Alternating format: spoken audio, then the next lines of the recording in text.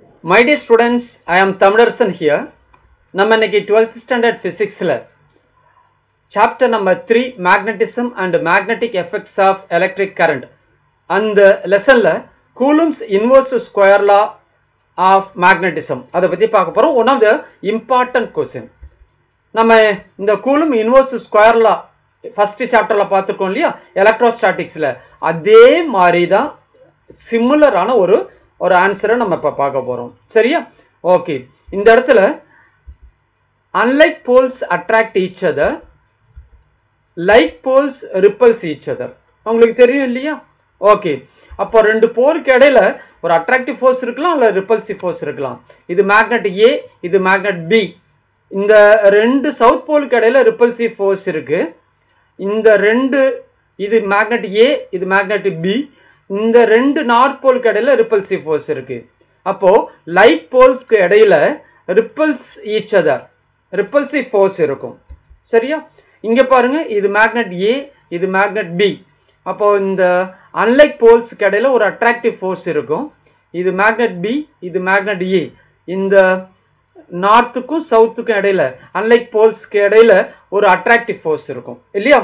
அந்த ஃபோர்ஸுக்கான மேக்னிடியூட கால்குலேட் பண்றதுக்கு ஃபார்முலா நம்ம இன்வர்ஸ் ஸ்கொயர் லா கொடுக்குது. அது என்னன்னு பார்க்கலாமா? நம்ம ஃபர்ஸ்ட் சாப்டர்ல பார்த்த கூலும்ஸ் லா இன் எலக்ட்ரோஸ்டாட்டிக்ஸ் பார்த்தோம் இல்லையா அதே மாதிரி ஒரு டெஃபினேஷன் தான் நம்ம பார்க்க போறோம். சரியா?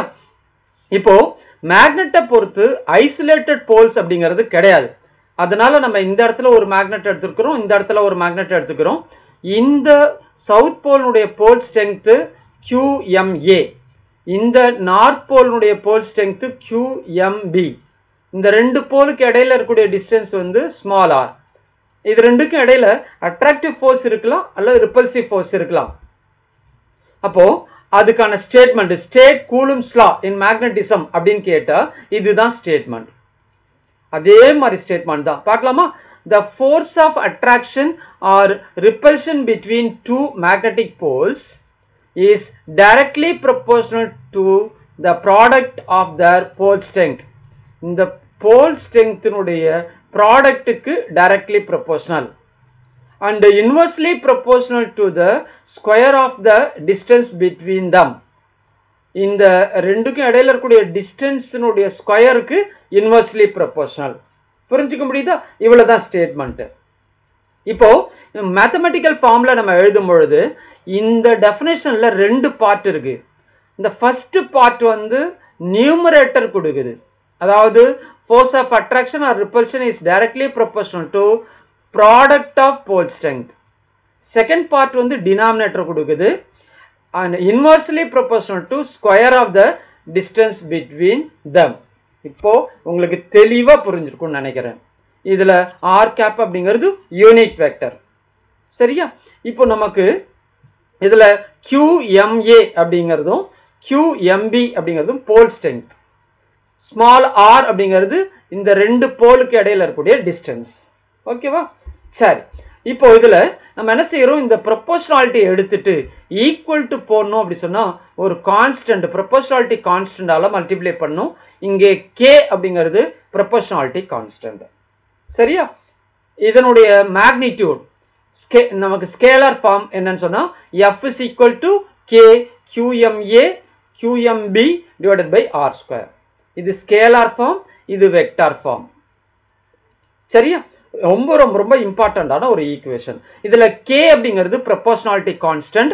அது எதை டிபெண்ட் பண்ணிருக்கு அப்படின்னு சொன்னா அந்த மீடியம், அந்த போல் சிச்சுவேட் பண்ணிருக்கக்கூடிய மீடியத்தை டிபெண்ட் பண்ணிருக்கு. இங்கு இதனுடைய SI யூனிட் அதனுடைய வேல்யூ பார்க்கும்பொழுது k யினுடைய வேல்யூ μ0 divided by 4 pi. இதனுடைய value nearly equal to 10 to power of -7 henry metre power -1.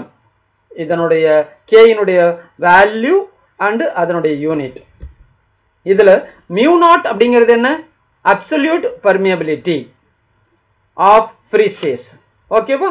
சரி, இந்த μ0 னுடைய வேல்யூ எவ்வளவு இருக்கும்னு சொன்னா nearly equal to 4 pi into 10 to power of -7 இருக்கும்.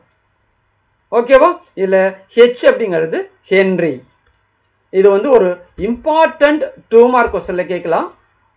மொத்தமா எக்ஸ்பிளைன் கேட்டா 3 மார்க் क्वेश्चनல கேட்கலாம். ரொம்ப ரொம்ப ரொம்ப இம்பார்ட்டன்டான ஒரு क्वेश्चन, ரொம்ப ஈஸியான क्वेश्चन கூட. என்னுடைய சேனல் பிரைம் பிசிக்ஸ், இதுல வரக்கூடிய வீடியோஸ் எல்லாம் பாருங்க. அது உங்களுக்கு பிடிச்சிருந்தா லைக் பண்ணுங்க, சப்ஸ்கிரைப் பண்ணுங்க, ஷேர் பண்ணுங்க. Thank you my dear students and my friends.